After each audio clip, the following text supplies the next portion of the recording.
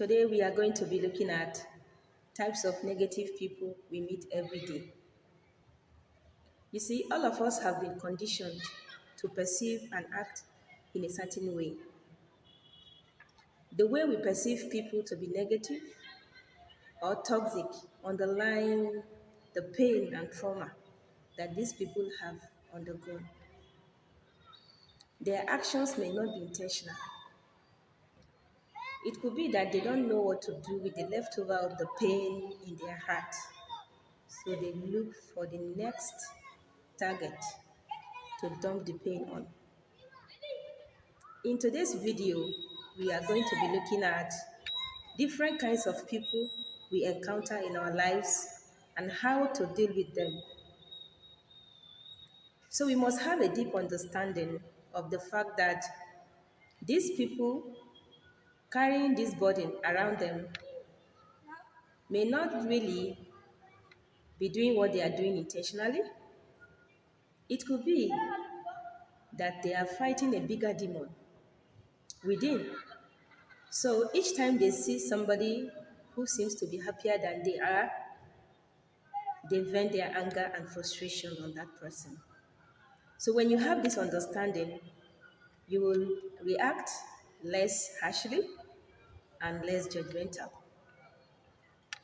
So you must realize that behaviors is not about, or let me say, bad behavior is not about you, but about them and what they are fighting within. So do not get me wrong. I am not saying that you should encourage a colleague or a child or a partner or a neighbor who seems to always throw tantrums around and complain and do all sorts of negative things to you. What I'm saying here is that you should be more tolerant and understanding when you come across this kind of people that somehow we describe them as toxic. So, your choice as a person who look at things or look at life differently will go a long way in shaping your reaction when you come across this kind of people. So in today's video, we are going to be looking at 7 different kinds of toxic people, or like we usually call them here in Nigeria. Now, the first one are the people we call the complainer.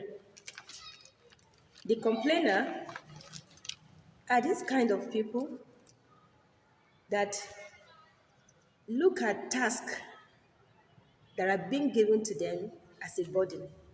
So a complainer go around complaining about everything. You know, you can hardly a kind of satisfy a complainer. He or she will never complain about the pay, or let me say, especially if the pay is good. But when it comes to carrying out the task, he or she complains.